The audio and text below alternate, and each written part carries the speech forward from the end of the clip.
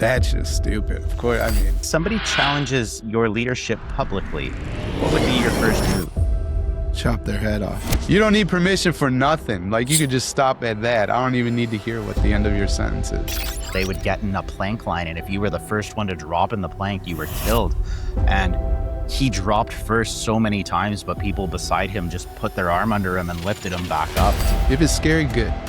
That means something exciting is about to happen. Danny Bauer helps ruckus makers do school different, reimagining education within a traditional system so that you create campus experiences worth showing up for. So many leaders go it alone, which is absolutely stupid. You know, like, don't do that. You're setting yourself up for failure. If playfulness is unprofessional, then call me unprofessional. Give me the first question again, because I was being funny. So, Do you think leaders avoid responsibility, or are they afraid of who they could become if they fully owned it?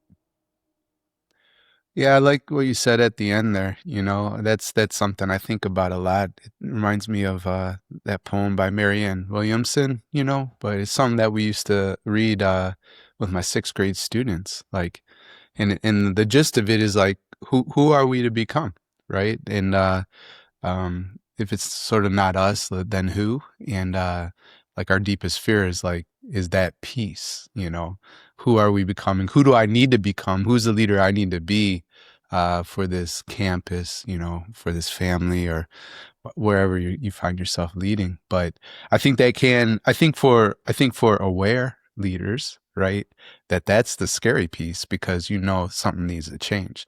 There's nothing wrong or broken about you and that kind of deal, but it requires a commitment. It requires action, and sometimes that's uncomfortable. So, yeah, I like what you said at the second part of the question there. Who is the leader you feel you need to be? Who's the leader I need to be? Yeah, well, you know, I call myself the chief ruckus maker, right? So, and I have this point of view that ruckus makers do school different. And so the leader that I need to be in terms of the school leadership work that I do is, you know, how do I create containers and spaces and events and experiences that sort of turn the lights on. You know, I think of that. I don't know that I have any of these type of lights. Maybe in the basement, but where you'd pull the string, right, and the light goes on.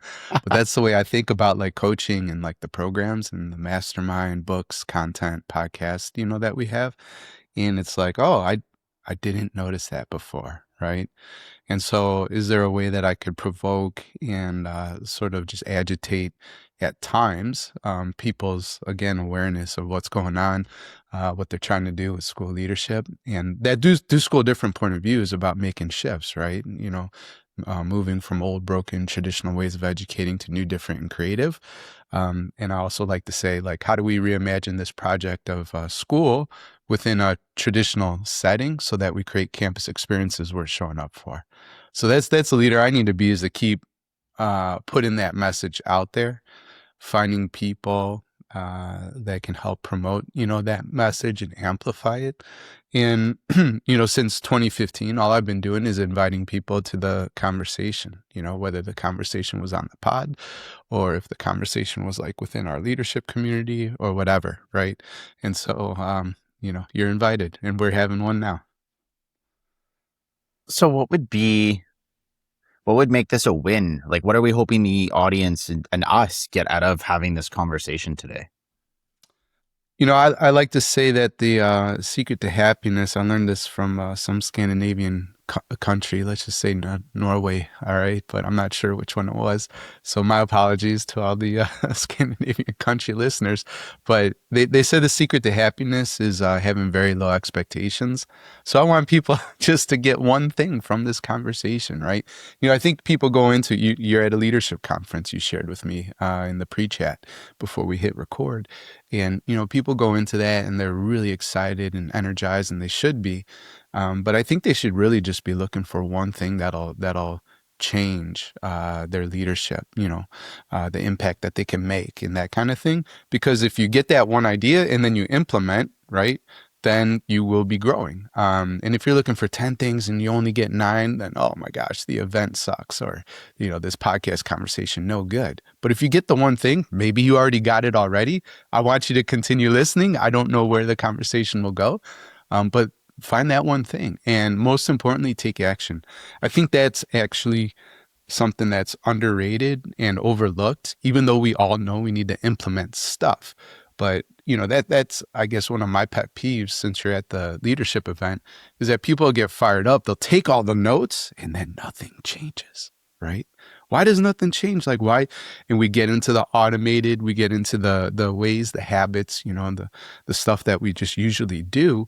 But then it's like, okay, we're still getting the same results. So whatever it is, get that one thing and then implement it. Build a system, get some support, ask for some accountability, and put it into practice. And you know what? I would almost flip that and say, as if you're looking for 10 things, then you actually are setting the low expectations, because realistically, you're not going to implement 10 things. You're going to be overwhelmed. And we all know that change doesn't happen with one big movement all at once. It comes with that small, subtle one. I think it's a high expectation to go in saying, I want one thing that's going to be actionable right now. And so I appreciate the insight of, yes, I hope at the end of this, I've got 4 elemental segments here where we're going to talk about 4 different categories. I hope within the categories we get one thing that I can walk away with today going into my conference with a mindset of. I would love that. That would be incredible for me. 3, 2, 1.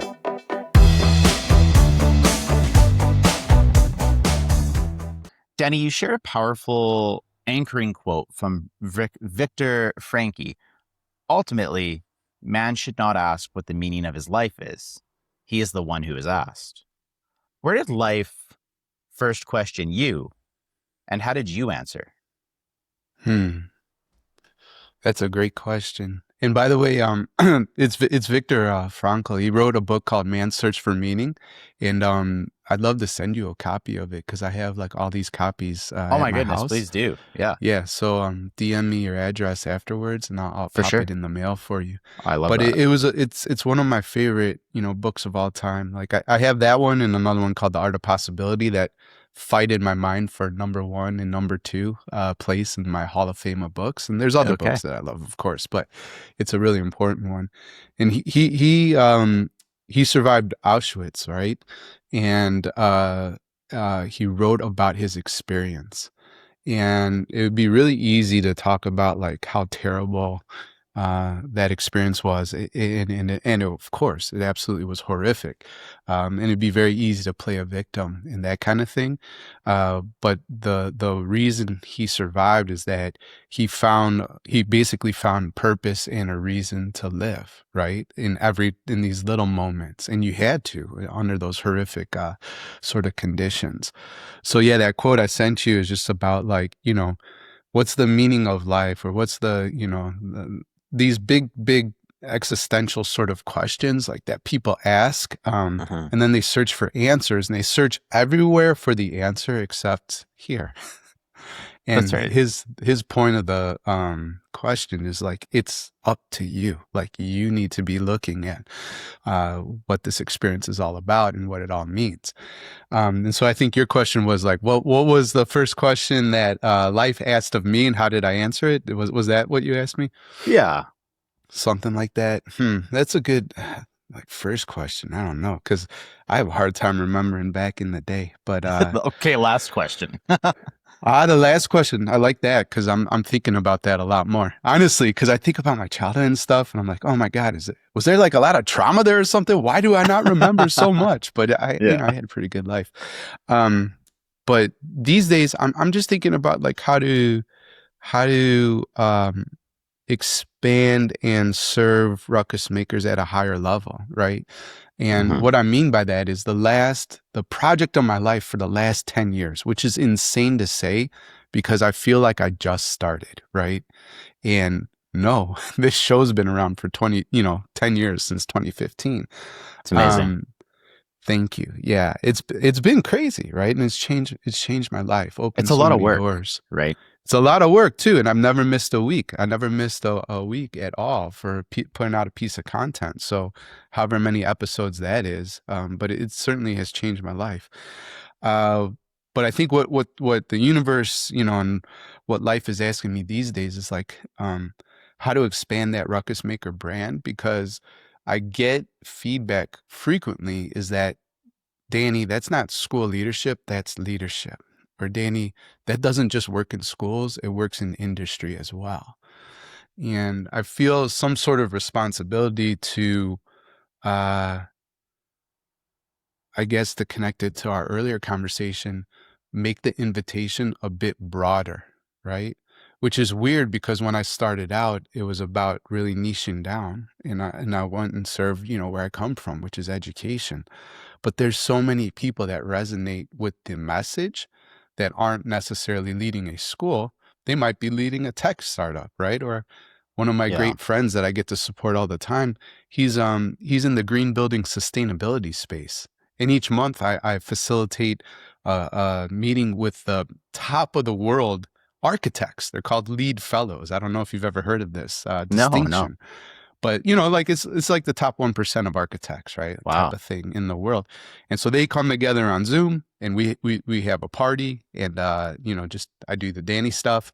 And I get a lot of value from that. So I think that's something that I'm thinking about these days, is like how to expand that Ruckus Maker brand. So yeah, that's how I'd answer. I think that's such a wonderful way to go about it, right? I think that's awesome. When I wrote the Elemental Leader, my book, it started as an education book, and as I went through and I reread my chapters, I said, you know what? I Yeah. could remove the word school and replace it with organization, because it's so transferable what we're talking about that it doesn't need to just be delimited to a school or an education setting. And it Yeah. actually is Yeah. now published as a business management book Interesting. because it's so applicable beyond education. And don't get me wrong, there's definitely a call for different styles and traits of leaders in different occupations. But it's also important to recognize that a lot of the things that we do are also very similar in a lot of ways. Mm. And so to run with that, I just appreciate you sharing that story. And it's kind of a small world. You bring in this quote from an Auschwitz survivor, and it instantly made my memory go back to when I lived in Lethbridge, and I was actually taking a Bachelor of Science in Yeah. kinesiology. We got to take sports classes, and I took a fencing class, and my professor's name was George. He was 82, and he was an Auschwitz survivor. And Oh. I have memory, like, this guy was incredible. He, 50, um, at 50, he swam the European coast, and at 70, he biked from Germany to the Great Wall of China. And we would start every class with like a goofy warm up, and he was the funniest guy. And we would go from these hilarious conversations to him telling us a story how they would get in a plank line, and if you were the first one to drop in the plank, you were killed. And he dropped first so many times, but people beside him just put their arm under him and lifted him back up to keep them going. Mm. And the stories that he came from that were just Mm. so crazy that it became heavy. And Mm. so on the topic of heavy, do you think leaders avoid responsibility because it's heavy, or because it's Mm. revealing? I think, it's just easier to hide, right? And to deal with heavy and difficult, to deal with paradoxes and ambiguity, and challenges, you need support. And so many leaders go it alone, which is absolutely stupid. Like, don't do that. You're setting yourself up for failure, right? And so whether it's like joining a mastermind, having a coach, working with a therapist, or just making sure that, you build your own network, like be connected, right? There's no, just like the story you said, and somebody's holding him up as he falls. He can't do that on his own, right? You need other people. And as technology has, been more integrated in our lives and that kind of stuff. And even though we're connected and we're, obviously very separated in terms of geography, it's just so easy to operate in isolation as well, even though like we're so connected.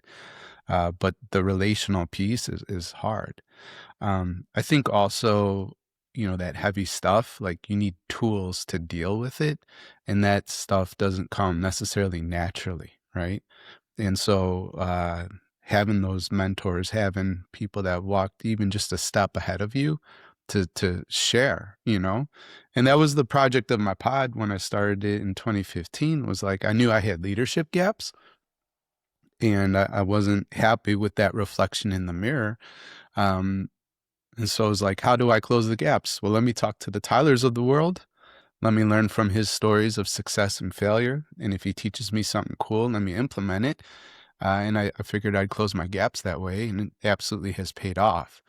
But back to, to the heavy piece, I think it's hard. It's easier to hide. It's easier to stick your head in the sand and um, have this kind of ridiculous view that maybe it'll just go away. No, it's going to still be there, but Yeah. you're just pretending it's not. It sounds so similar to why I got started and got into things. And to make a guess, I would say that you have values of relationships and values of connection Mm, within you. When we mm. look at leaders that maybe misunderstand the idea of being responsible for their leadership, what advice would you give them to try to reset themselves back onto that path? Of like connection and relationship. Yeah. Advice would just be like, take a step, right? Take a step, try it out, see how it works for you. And if it doesn't like gel immediately, then just try again somewhere else, right? Because I was just a part of a business community. I really liked the coach and I learned a few things from him, and he made an offer like to continue working with him. And I said no, right? And not because he's bad at what he does, but the vibe, the community that he seemed to attract for whatever reason, um, I didn't want to be a part of that group, right?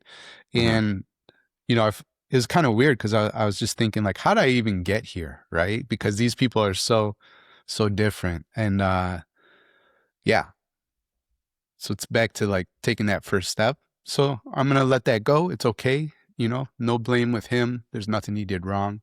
But I'm gonna find a space where I fit in a little bit better. So just don't give up, right? Just take another step.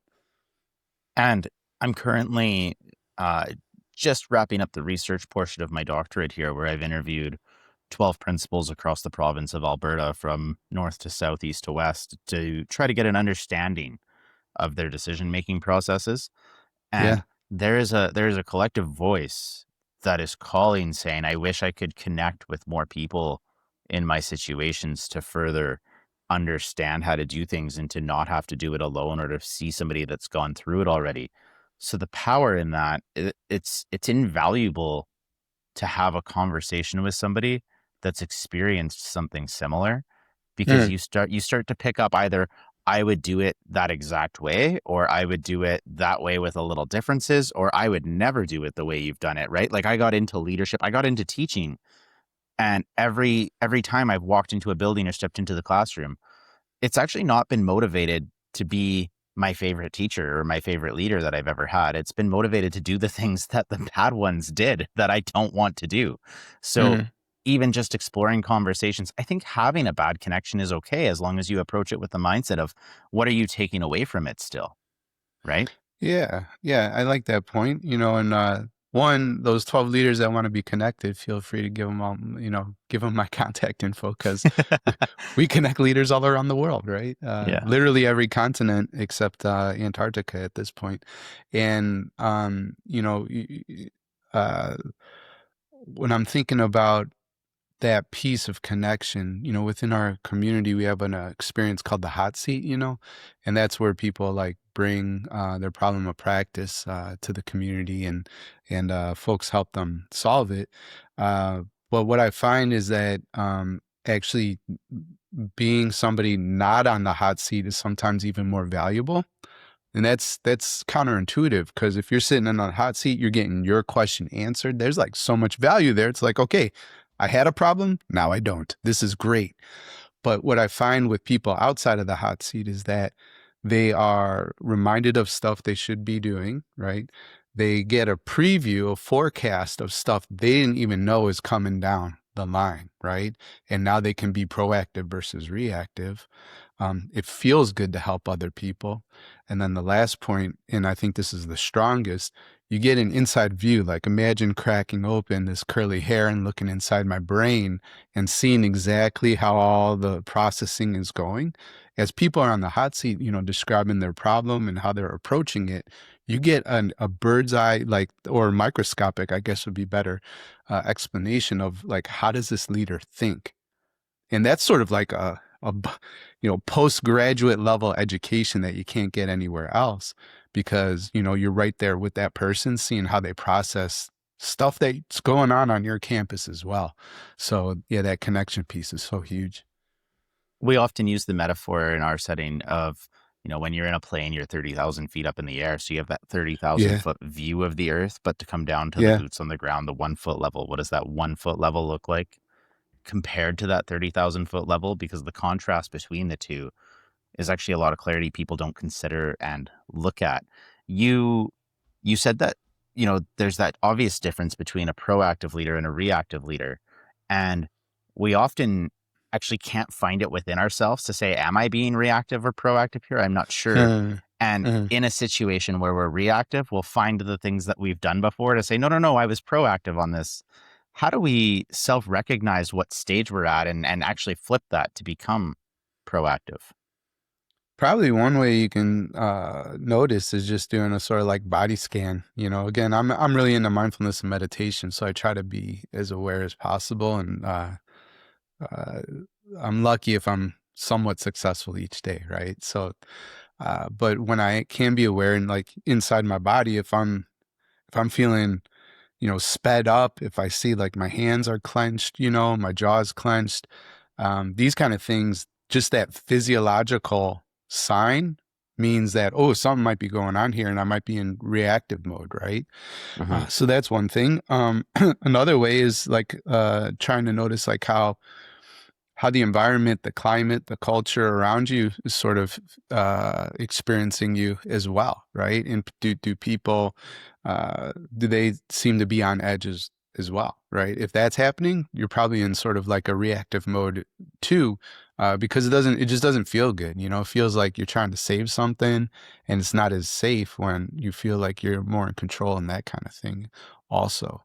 And I think that might be the default, because again, if you're in automatic and just sort of like doing things as they're always done, you're going to be reacting. That's not like, most people aren't just like naturally proactive. I'd love to give sort of like one tool, a mindset that you can have to be more proactive. And you could actually do this independent of community. So, it's just the idea of a pre-mortem. I'm sure you've heard of that before, but like post-mortem, right? Why did somebody die? Why did they expire? And you look at those reasons. So a pre-mortem in the context of leadership is just looking at like a project you're working on. I could be thinking about, how am I going to expand the Ruckus Maker brand, right, to more leaders? And when you go through that process, like just sort of thinking through slowly, what are all the reasons that the wheels will come off of the bus, metaphorically, right? But why are all the reasons the project might fail? And just by doing that activity, even for 5 minutes, you're going to be so much more proactive than, right, just trying to do whatever you're trying to do without doing a pre-mortem. Hopefully that makes sense. But it's like slowing down and thinking about, because you know yourself, things that you're great at, things that you might need to work on. And therefore, if you can identify those reasons you predict will harm sort of the project you're working on, now you could actually build a plan around those sort of challenges and obstacles proactively before they even happen, right? There'll still be unexpected stuff that occurs and you'll need to respond to, but just doing that simple pre-mortem is going to make you 10 times more proactive than normal. I love that. And you know what, alchemists, every week I make a free resource that comes out on the Saturday that's inspired from the episode that we Yeah. have that we've been a part of. And so I will create for this free resource this week a pre-mortem kind of activity checklist reflection guide to Nice. help people get through that pre-mortem situation. And so make sure if you're listening on a Monday, Tuesday, Wednesday, if you're listening 3 weeks after this episode's come out, that means it's already on the resources. Check the description here. I'll have a link right to it to get you set up. Now, it wouldn't be an elemental segment if we didn't play a couple games here. So I got 2 games for us to play. The first game we're going to play here, Danny, is called Principle or Preference. So I am going to read a statement, and all I need from you is a 1-word answer. It's either a principle, means everybody should be thinking this way, or it's a preference, meaning it's okay if not everybody thinks this way. And we don't get the time to justify or rationalize our answers. Ready to play? Yeah, so I'm supposed to answer principle or preference. Did I Yeah, hear you rapid correctly? fire. Yep. Yep. All right, let's Sounds get into it. Responsibility is a choice, not a condition. Responsibility is a choice, not a condition. Preference. Humor is a leadership skill. Humor is a leadership, that's a preference. Reinvention should be a regular practice. Reinvention should be a regular practice. Preference. Vulnerability is more persuasive than expertise. Preference. Everything's a preference. Goals should be fewer and bolder. I do think that's a principle. There we go. Culture is shaped by leaders who are not what they say. Culture is shaped by leaders who are not what they say. Yeah. Preference. I don't even know that one. Creativity is essential for solving hard problems. Principle. Good leaders leave. Great leaders evolve. Great leaders. Preference. I don't know. Risk is a prerequisite for impact. Risk is a prerequisite for impact. Preference. And failure is data, not identity. Principle for sure. There we go. That's our game of principle or preference. I have a question for you. You made a statement that said everything's a preference. Yeah, We I was did jump starting to a go principle. Yeah. I didn't want to do any mindset. principles. Yeah. Why? Well, because I think it's all made up. Yeah. Everything's made up, right? So I think again, an awareness that like we all just have sort of like preferences the way we want to do stuff, and part of the ruckus maker point of view of doing school different, like the reimagining of what's possible. It's all preference. Like we think things are set in stone. That there's all this foundational stuff that's going on here. Yeah, I would challenge that. I think that most of what we see and experience are actually all just sort of like preferences and choices that people make, either do it or you don't. But there's actually not so many like operating strong principles, might sound silly or something like that, but like, principles just as, just something like love or whatever like that might be a foundational thing that you should have compassion and empathy, and love at the center of what you do. And then everything else is a preference after that. So I like the way that you say that. And I thought we were going to go, I've only ever had one guest go preference for the whole thing. And that was Stantal Steve. And we had a really good conversation around it. Exactly the conversation we just had. I thought I was going to have my next guest go full preferences here, but I was able to get a principle out of you. So I thought I was as well. Now I'm like a little sad I couldn't get them all. Well, don't worry about being sad because I do have one more game here to play in our grounded moments segment. So what I want you to do here, Danny, is I want you to think of your first job that was a paying job. And I'm going to put 2 minutes on the clock here. And I want to try to guess your first paying job that you ever had. So do you have that job in mind? Yeah, I know exactly where it was. And All you're going right. to try to guess it. Yeah, I'm going to try to guess what that first job was. I got 2 minutes on my clock. Here we go. Danny, were you on your feet a lot? Yeah. And did teamwork matter in this job? Maybe a little, but not too much. Okay. Were you operating equipment? No. No. Did you serve customers? Kind of. Kind of. Was it working with kids or adults? Both. Okay. Were you required to behave a certain way? Not really. Not really. Okay. Just don't be a Um, jerk. was it indoors or outdoors? Indoors. Indoors. So are we talking like restaurant server here? Nope. Okay. Did you handle complaints? No. Was your boss physically present? Yes. Okay. Were you paid hourly? Not really. Was it like a minimum wage though, or more? It was just it was cash, pizza, and something else that I cannot reveal, or you'll guess it. Okay. Okay. Was it a family job then, like with inside your family? Nope. No. Okay. Cash pizza. Was it labor intensive? Not really. Oh my goodness. Did you get a discount to whatever service it was you were offering? I totally did. You totally did. Uh, Okay. Were you working at like a movie theater? Nope. No, not even there. Was it for like a commercial industry or was it for like a small business? Small business. Small business. Okay. Was there, okay, I got to get some weird questions to figure this out. Was there a strong smell that you remember? When we ate pizza, I smelled it, but other than that, no. Okay. Goodness gracious. I've got 5 seconds left. Was there music in the background? Always 100%. Okay. Were you working? I got 2 minutes here. My last guess is going to come down to, was it something related to, um, I'm so stumped, like a babysitter clinic here? No. Okay. Have you been stumped before?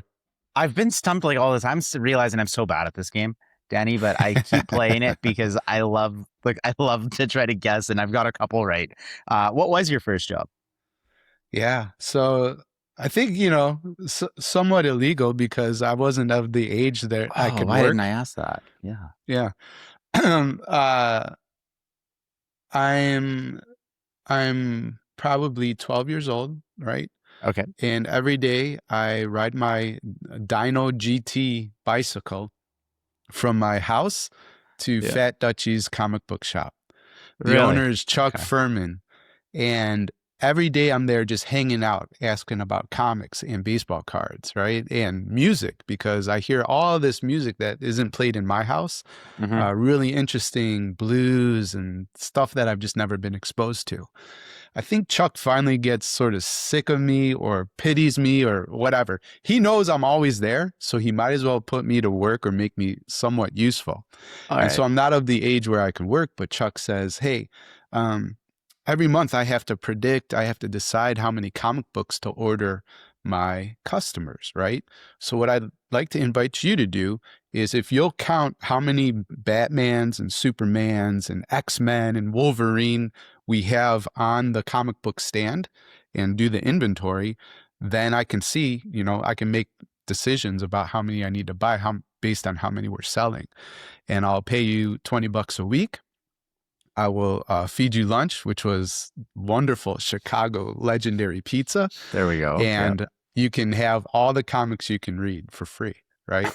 And so that was the first job. And Chuck brought me to one of my first concerts too. My mom asked him to. It was Aerosmith, Eat the Rich, right? And so he drove me out there. I went with the comic book shop guy, Chuck Furman, and we saw that concert. So Fat Touchy's comic book shop, that's my first job. That's amazing. You have to have some cool comics kicking around still, hey?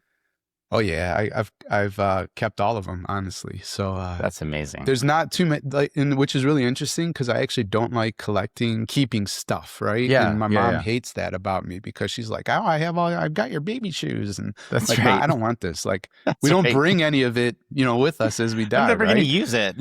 Yeah, exactly. And that really bothers her. So sorry, Mom, if you're watching. Yeah. But I have kept my comics, and I think because it was such a pivotal part of my life, and also it taught me so much about how life works, right? And my love for reading started by reading comics. I was not a big reader until I started going in there. You know, I'd read what school would make me read, but I didn't read a lot outside of school. And then all of a sudden I became a reader. From comics, I went into novels, and, you know, now I can't stop reading. But So let me jump into, what did that first job teach you about leadership or how people work? you know, it's just great. I mean, you know, one thing that Chuck taught me, I mean, just seeing people, right? Like, he saw me every day, and it's like, okay, I have this thing that happens every day. Danny shows up, right? So is there a way that I can integrate him into the experience of this comic book shop so he's not so passive and more active, right? And I've done that. I could see the connection in my business where I fired myself from coaching all the mastermind communities, right? I used to lead and facilitate all those groups, and I still do some private coaching, but I saw that there were clearly people inside the community that would be great coaches and facilitators, right? And some actually demonstrated interest in wanting to serve in that capacity. But at the time, I didn't have any people working for me. But I thought about it, and I figured, well, what would happen if I fire myself? Would this experience get even better, possibly?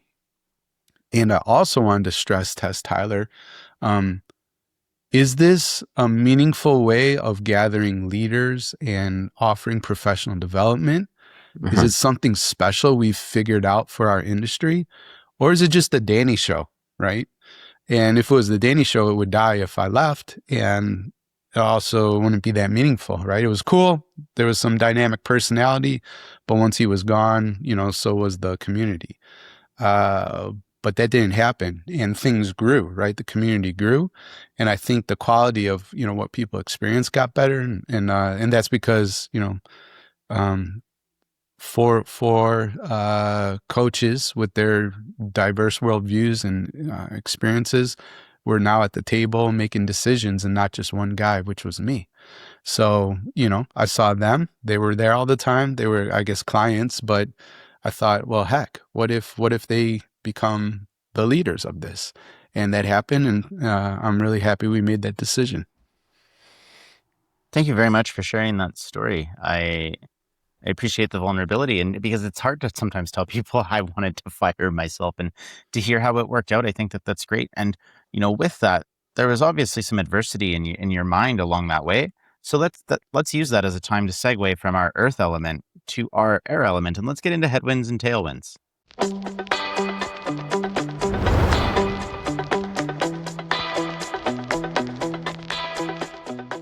All right, Danny, you mentioned that you have a segment called the hot seat. Well, so do we, and it's a game here.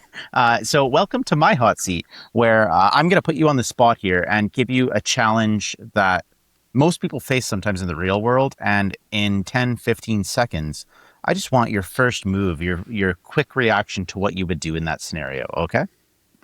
Sure.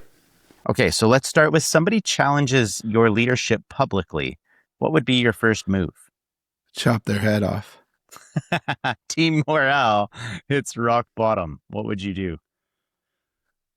Team morale hits rock bottom. I get curious about what's going on, and I think about, like, is there something that I'm doing that's impacting it? You realize a goal you set was the wrong goal. Oh, that's easy. Set a new goal. Yeah. And you're given a contradictory directive from above you. A contradictory directive from above me? I'll probably ignore it. There you go. And last one here, you lose momentum during an important project. That's okay. Retool. Start again. So give me the first question again, because I was being funny. So I let's liked give it. I thought that was great. I think. Okay, but I want to give a serious answer, because, like, obviously, like, I'm not like this cutthroat, like, so hopefully people laughed. You laughed. That's great. But let's give a real answer. Someone challenges your leadership publicly. What's your first? Fantastic. Again, getting curious. After I chop their head off, right? Then I'd say, what do you think he was saying, and how can I learn and adapt, you know, from this? So, you know, I have a friend, Chris Jones. I love that guy. I've known him, and we've been working together almost a decade. But one of the things he and I love to noodle on and riff on is this concept of turning critics into cheerleaders or enemies into evangelists. So tongue in cheek, I said chop their head off because that is the knee-jerk reaction so many leaders have. And they love to quote Jim Collins, right? In his metaphor of like the bus and the seats on the bus. And this like, it's a cliche at this point, but like, oh, are they on the right bus? Are they on the right seat in the right bus? Nope. Are you under the we gotta bus, move, right? Where are you? Yeah. Yeah. And then, we gotta help them find a new career and all this stuff. Like, I think that's just terrible leadership. Now, people need to be held accountable, and maybe they aren't on the right bus or the right seat, maybe, but that's like 4, 5, 6, 7 levels down. And to be clear, I'm not saying don't,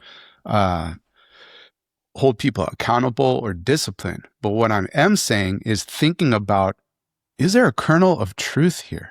Is there something they're trying to teach me? What if I thought of this critic actually as an advantage and as a gift to our community?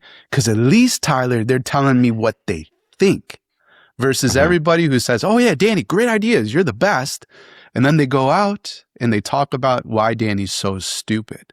And so if somebody does publicly challenge me, and it depends, right? Because there can be, I don't understand. I don't like this, da, da, da. And there's also sort of personal attacks. And so you got to sort of separate that, but try not to take things so personally. Search and explore if there is some truth there. And the reason why I'm so passionate about turning critics into cheerleaders is because if you take them seriously, usually those critics are like not taken seriously at all and shut down and the head is cut off. But if you actually take them seriously, and then think of their criticism as a roadmap for professional development, and you're able to flip them and turn them, everybody else falls in line, right? Yeah, that's because they see the biggest challenger was like now the biggest proponent. How can you not win in that situation? So that's the serious answer, and it's a good answer. I'm going to stand by that. And you know what? That was more than 10 seconds for the game, so I'm not even going to use it. That was my joke. But that being said, there's something really valuable in that what you just said in that conversation. And what people don't often realize is when you are challenged in a situation by people, one, it's not always a bad thing. But two, they're not going to come out and say, well, sometimes they do, but most often than not, they don't come out and say, I'm going to challenge you on this. It often comes in the form of what feels like a personal attack.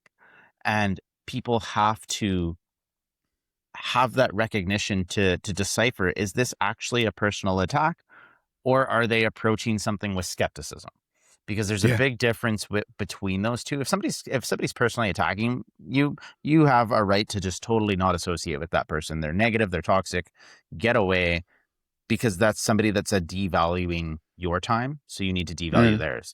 But if somebody's approaching you skeptical, it means that you need to get into the why a little bit more behind something, so that either they can help understand, and then it's okay if they disagree with you after that. But we need to approach it with curiosity versus just coming in with critique and saying, this is a bad person, why am I getting challenged? Chop their head off right away. What you kind of just said is you have an opportunity to seek some understanding and be able to move forward with it. Right. And if you're just building a team that's always agreeing with you, I can guarantee that you're going to just have average results. Like, you want people to challenge and to push back and to sharpen your thinking so that you create something better in the end, right? So it just depends, basically if you have a leader who has confidence and courage, or is kind of like just soft and wants a bunch of like yes men and women, so you can pick what kind of leader do you want to be. Danny, you, in our Earth segment, we talked a little bit about your coaching and your mastermind work and then stepping away from it. How long were you carrying that decision before you admitted it to yourself? I don't know. Not too long. Probably like maybe 90 days or less. I don't know. That's a long time for some people. Yeah, maybe. Because that's a big shift, right? Like, because there were a lot of implications there. Because what we do and how we serve school leaders in that way, that's also how I put food on the table for my family, right? So, and if it was going to just get run into the ground, like that's something to seriously consider. So, Plus, there's a lot of moving parts behind the scenes. I mean, I'm talking about firing myself, right? That's at least for me, that felt like a heavy decision. But in Nashville, maybe 2 years ago, we did an event called the Sustainable School Leadership Summit. And so basically I shared that story in a simple framework. And the idea was you create stuff, right? You empower others, and then you fire yourself. It was just a 3-part framework. But we're talking about how to stay in the game of school leadership, because it's tough, it's demanding, right? Challenges Absolutely. are many. There's not a lot of support or resources. But my whole point was like, if you focus more on team empowerment and capacity building, and where can you level up your folks, then you can remove yourself from other day-to-day sort of operational stuff, so that you can create something better for your campus. So bigger picture, it was like, yeah, all about sustainability. To be honest, I'm thinking about how to fire myself from the podcast too, because I've been doing that for 10 years.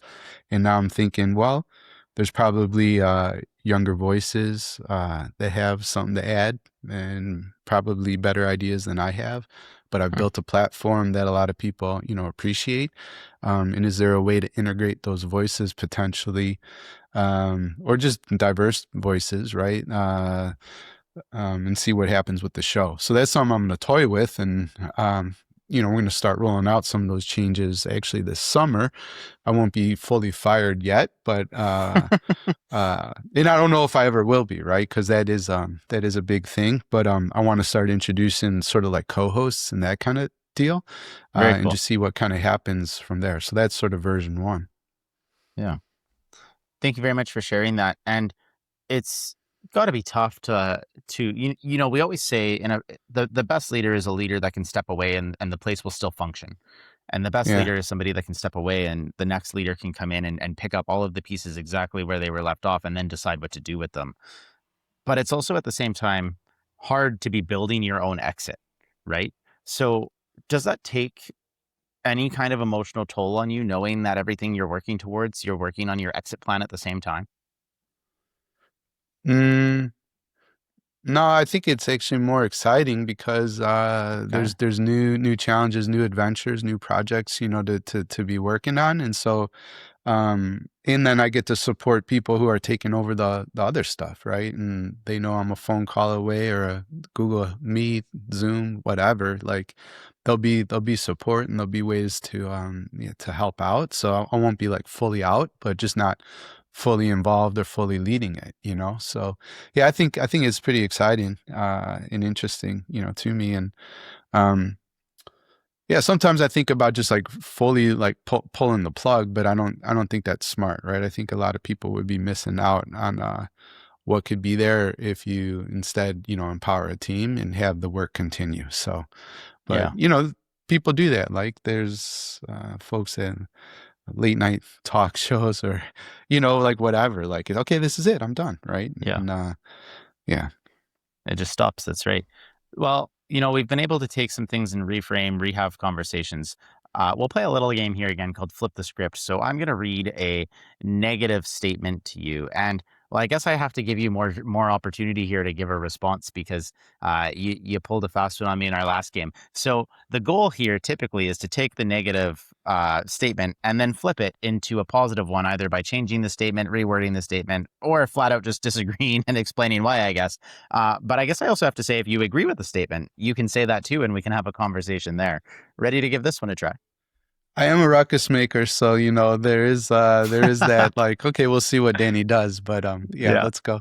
Well, we'll change it from flip the script to let's see what Danny does. Quitting means you failed. Maybe, quitting might mean you failed, but the only time that you fail is when you don't learn from your mistakes. Leaders can't show doubt. Leaders can't show doubt. Then you're full of fill in the blank. Playfulness is unprofessional. That's just stupid. Of course. I mean, if playfulness is unprofessional, then call me unprofessional. You need permission to reinvent yourself. You don't need permission for nothing. Like you could just stop at that. I don't even need to hear what the end of your sentence is. There we go. If it's scary, you're not ready. If it's scary, good. That means something exciting is about to happen. Actually, you can see back here, kind of that image, right? I've moved around my office. I'm redesigning. I've taken everything out and Yeah. I'm bringing stuff slowly back in. So that's why I'm a little Very cool. self-conscious about a bare corkboard, but there's stuff that's going Yeah. up there. But this says there's two sides to every coin, right? Yeah. Fear is one side of that coin. Adventure's the other. Short story. I bring my sister nephews, we're all at Disney and we're about to go on a ride called Splash Mountain. I don't know if you've ever been on it, but I've heard it's of a it, slow, but yeah, it's a slow, very comfortable, laid back roller coaster on the way up, right? And there's songs and everybody's happy, including the children on the rides. Well, Levi, who I don't know how old he is, let's say 8, I don't know. He's just big enough to ride the roller coaster, right? He realizes that at some point, because he's seeing the other cars fall over the edge and start crashing towards the ground, Splash Mountain, you go down the mountain, there's a big splash in the water. He starts freaking out, losing his mind. So much so, it's like, whoa, is everybody looking, right? Like, what do they think of me as an uncle and da da da? Is this kid gonna die? Can we stop the ride? Where's the big red button that I can press, in this moment? And none of that exists. Like, we're just gonna have to make it through, right? And Levi's screaming, get me off, get me off, get me off. Well, we get to the precipice there and we fall down and he's screaming, but the screams of fear at the top, right, turn to screams of joy. And by the time we hit the bottom, he says, Funkle Danny, because he calls me Funkle Danny, can we do the ride again? And what Levi taught me, right, is that there's two sides to every coin. It's the same experience. And actually, it shows up in our body very similarly too. But that fear was also just an opportunity for adventure. And that's why I wanted to share that story. Thank you very much for sharing that story. Danny, I can't believe it's been 54 minutes. I've got 2 more elemental segments, but to be mindful of your time, if you'd like, I can jump to just my last segment and we can get into it. Or we can, if you want to keep going, we can keep going. I'm good. It's your show. So I've blocked off time and I know I'm a storyteller. So if you think your audience would benefit from going through the segments, I'm here for it. Let's get into ripples of change.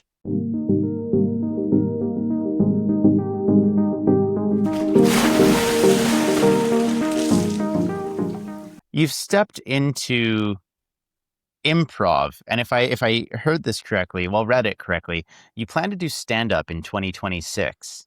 Yeah, it's my misogi. It's up there that's the one thing I have up there. Yeah. That's not typical of like school leadership, expertise type thing. And that's exactly why it's brilliant. In doing this, what has improv taught you about leadership? I thought so for years I've been interested in improv and comedy in general.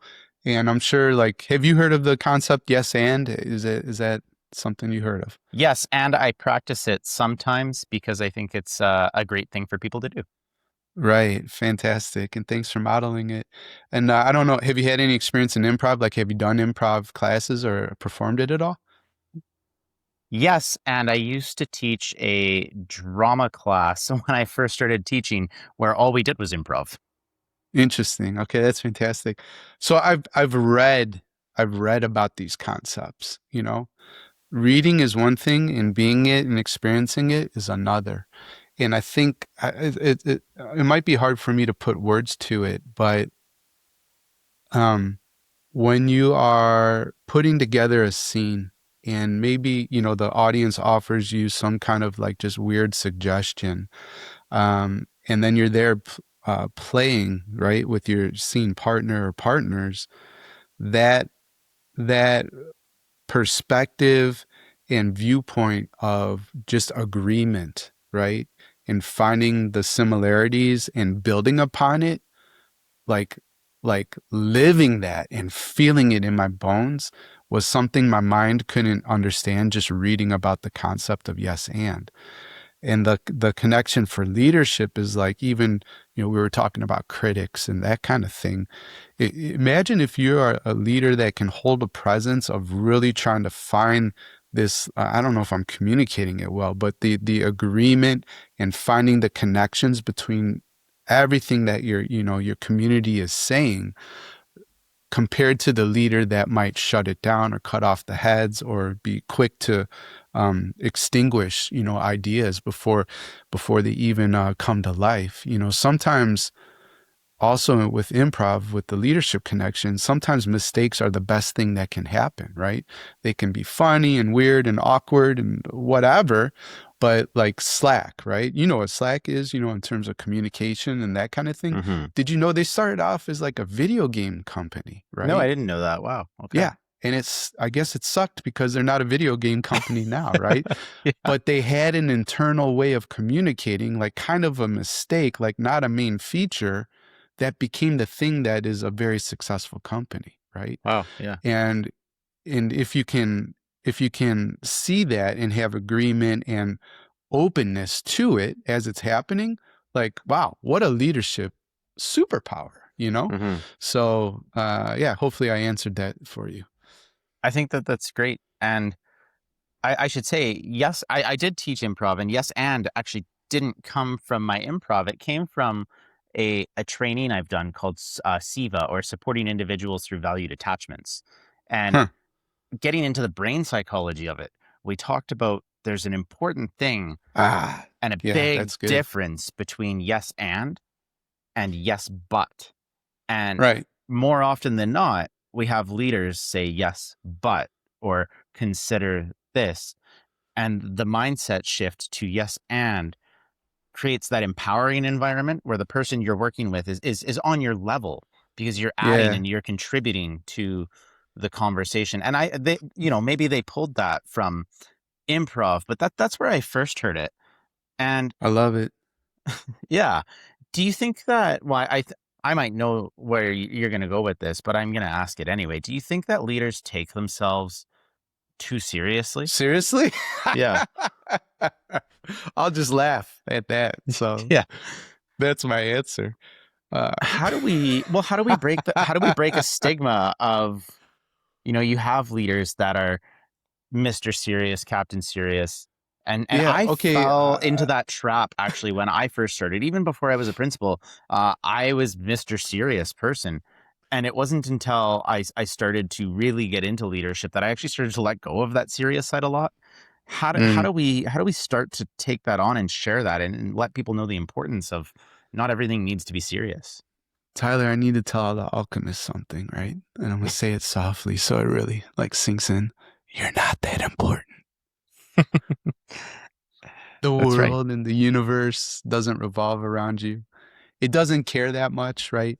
As much as I think about my work, and I'm passionate about ruckus makers, and ruckus makers do school different, I think about it all the time, most days. And everybody I want to help and serve, they think about it 1%, if that, in their day, right? Mm-hmm. And you need to understand that. Like it's not that your work's not important. It's not that you're brilliant and wonderful and, unique and all this stuff. But I mean, there's just a lot of great people, a lot of great stuff going on, and people live busy lives. So yeah, if you're a leader that's taking yourself too seriously, don't, because you're just not that important, right? You just Yeah. aren't. And if you think you are, like, you should get a therapist too, and get some help on that. Yeah. But I have here, rule number 6, right? So I'll put you in this story. You're my AP, and I'm teaching you about like the culture and the values of my school, like our standard operating procedures, the way things we do at Ruckus Maker University, so to speak. And so we're having our onboarding conversation, Tyler. And about 30 minutes into this conversation, we get interrupted. I'd knock, but my dog's right here, and she'd start barking. So there's a knock at the door. And at the door is Alba, right? And Alba is not a dog in this story. Alba is the counselor.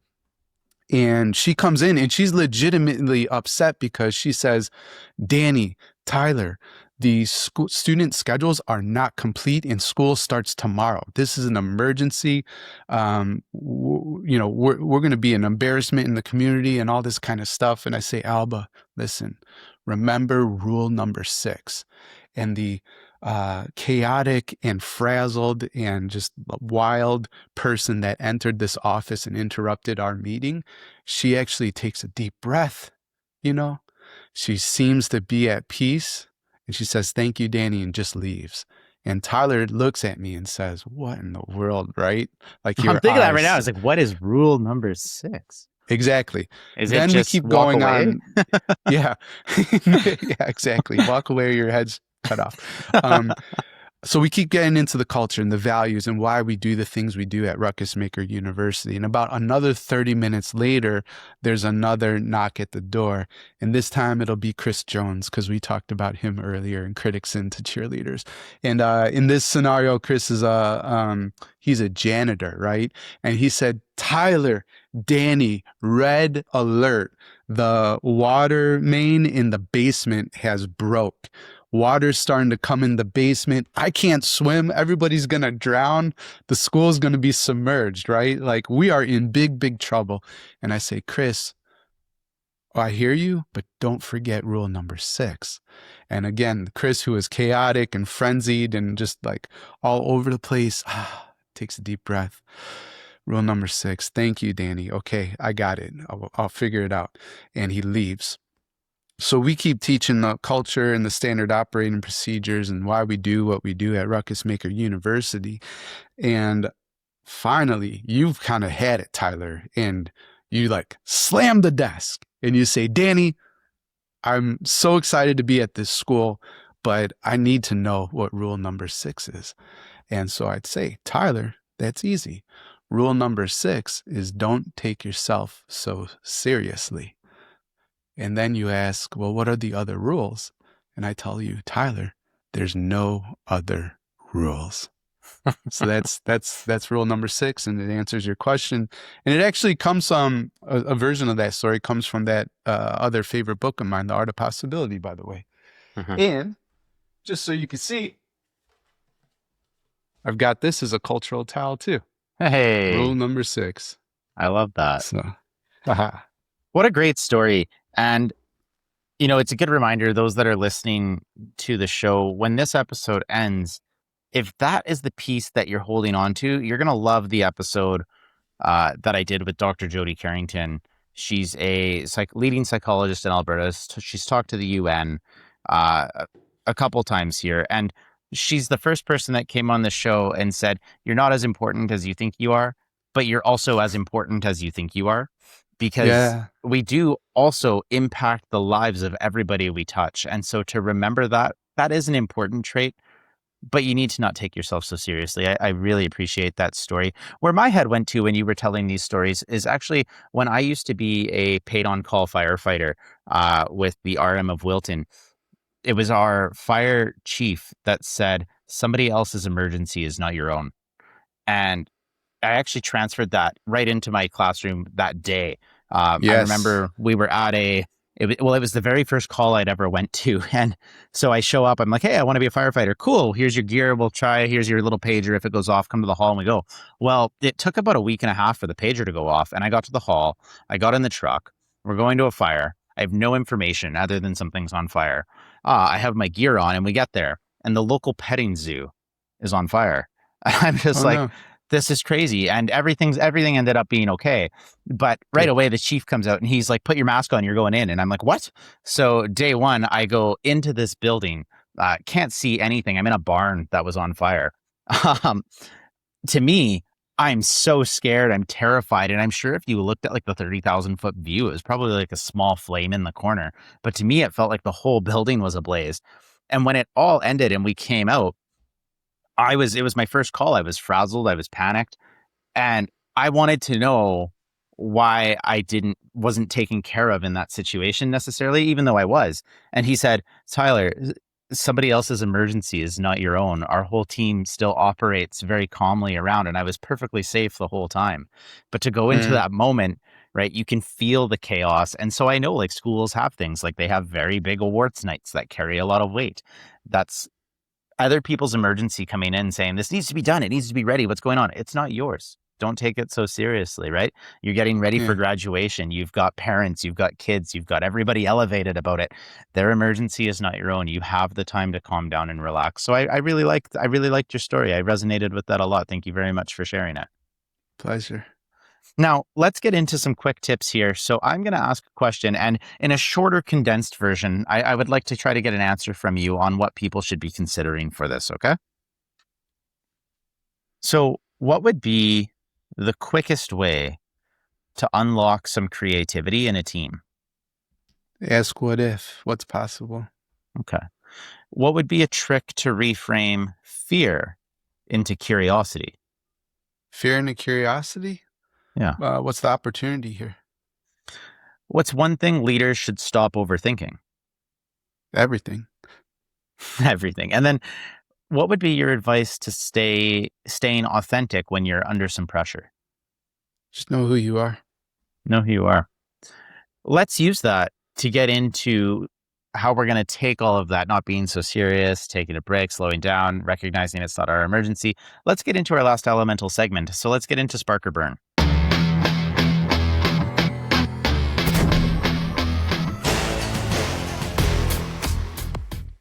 You didn't just start a podcast, Danny. You built the #1 downloaded podcast in school leadership. That's not luck. It's not boldness. It's or craft and consistency. What was the spark that told you this show mattered? The spark that told me the show mattered? Yeah. Early days, and this was within the first month. I had a leader write into me. I had create, how you create these things for the podcast downloads, and I had something called the 15 phrases of effective school leadership or something stupid like that. And and they were just reminders of like things you could say that'll have impact. And I don't even remember everything I put in there, right? This was a decade ago. But Clayton Reedy from Australia, around Sydney, wrote in and said, "Hey, can I play this? Like, can I use it with my leadership team?" And I said, "Absolutely. Like, that's why I created it, right?" And at that point, right, to have a listener write in and ask permission, like, and to spread the work, right? Like, that was such an amazing moment that if it even was just Clayton still today, it'd be worth continuing, right? And he clearly was getting value and having his leadership changed. Fast forward, Clayton became a leader I could support through coaching in the mastermind. I got to know him and his family. He came and visited me in Chicago during one of those wonderful Australian breaks, which the United States could learn a lot from. Canada too. And yeah. Yeah. And so, and we went to a White Sox game. I brought him to my favorite pizza place. I showed him the city, gave him a real VIP tour. But how amazing is that? By picking up this microphone and having authentic conversation like you and I are having, and pushing leaders to think a bit different. That was the first spark to say, you're onto something here. And I've got a million stories like that, right? Like of people I've been able to help and then meet in real life and like all sorts of stuff, so. And I knew I wanted to become something around leadership when I was actually a tennis coach growing up. And I'm from Yellowknife, Northwest Territories in Canada. And I taught tennis to my peers. I taught them to people younger than me. And I never went back to Yellowknife. It was like a thing. Like if you left, you'd never go back. And I went back one year because that's where my parents still were. And I'll never forget it. And it's why I got into what I'm doing too. I had a man come up to me and give me a hug. And he just said, "Thank you so much." And I was like, one, I don't even remember who you are. It was nothing to me, but it was so important to them. They said, if it wasn't for you teaching me how to be active, I would probably be in prison right now. And I just said, wow, that's really heavy. I didn't realize I had that kind of an impact on you. And I was like, what was it that I did that you really enjoyed? And they were like, you actually didn't do anything yourself other than create a space for me to find something I loved. And so when I think about what we do and what I try to do as a teacher, what I try to do as a principal, what I try to do on this show it's not that I try to do anything for people myself, but I just try to create that space where people can find something within it themselves. And so I love that message that you just did by creating space for somebody to grow. And even the statement of if it was just one person, it would be so powerful and effective still. And it's just so true. So I'm with you on it. I agree with it 100%.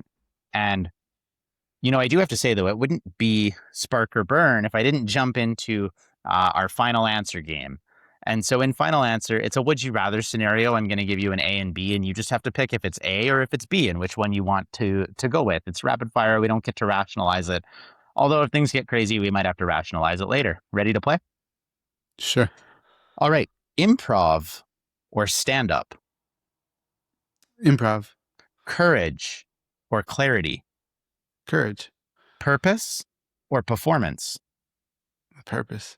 Reinvention or tradition? We'll keep going with the first answer. It's going to change here. All Lead right. with heart or lead with humor? I still like heart. Oh, big goals or small wins? Sorry, big goals or small wins? Yep. Oh, man. All right. Small wins. Slow growth or fast disruption? Slow growth or fast disruption, I think. Authenticity or authority? Authenticity. And push the system or play the game? That was my answer. So that's just push the system. Our ruckus maker. Ready? Here's an even better one for you. Play the game. No. You're gonna hate my last one. Get ready to hold it because this you'll use it here too. Become who you are. Yes. Or become who they expected. No. Danny, when you answer life's questions, as Frankel put it, and I have to apologize because I said Frankie, but it's Frankel when he put It's all good. What do you hope your response says about who you choose to become? I don't know. I mean, it's just my response, right? And maybe, like I said earlier, it turns the lights on for some people, but just showing you, that there's other ways of operating, right? And maybe it gives some people some permission for freedom to play around and, to be truly bring their full selves, to the work. Mm-hmm. Danny, one of the traditions that I've started on the show is my previous guest leaves a question for my next guest, not knowing who they are, what they bring to the table. The question left for you is, what is one thing you can do to start making a change tomorrow? What's one thing I could do to make a change tomorrow is do things different. And what does that mean for you? Yeah, I mean, just to be a little curious about like the routines, right? And routines could be great, because some of the cognitive load and that kind of stuff, right? You're gonna have free up your brain for more important decisions, but from time to time, question everything that you got going on. And like I said, that up there is the Harada method, and I'm gonna be teaching it. I don't know when this show goes live, but I think next week I'll be teaching it December 11th to some school leaders and just thinking about like a great 2026. And so that method in short is like a super goal, something you really want to accomplish, and then the pillars that will support that. And then each part of those pillars, because you can see the grid, those pillars become the center box in every other square section. And then what are the pillars that support the pillar, right? So it's almost like a Russian nesting doll in terms of just drilling down. And so, that's how I'm thinking about and reimagining, right? Me and my super goals, like not downloads or money or leaders that I serve. The super goal is actually how to be the best version of Danny available in 2026. And so I got some pillars around that.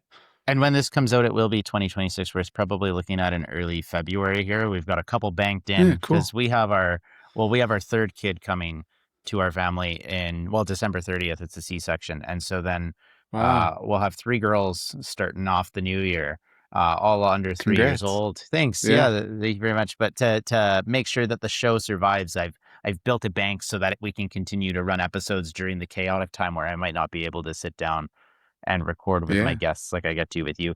I would like to know, what is a question? There's no limits here, by the way, and you don't know who's next on my show, but what is a question you would like to leave for my next guest to answer? What would you want to be when you were 6 years old, when you grew up? What a great question. What a great question. Danny, are there any final thoughts you want to leave our alchemists, our listeners, with today? Just know that like everything that we were talking about, or like that Viktor Frankl quote, right? Like I gave a bunch of answers and none of them matter. Like the questions are actually asked to you, the audience, and think about how you might answer them. Thanks for sticking around to the end of the show. If you have feedback, a suggestion, or just want to start a conversation, fire off an email to Tyler@elementaleducator.com. I actually read them. And if this episode sparked something, leave a review on Apple or Spotify. It helps more leaders find the show. And don't forget to subscribe on YouTube, where I put out additional content. I'll see you next time, same time, same place.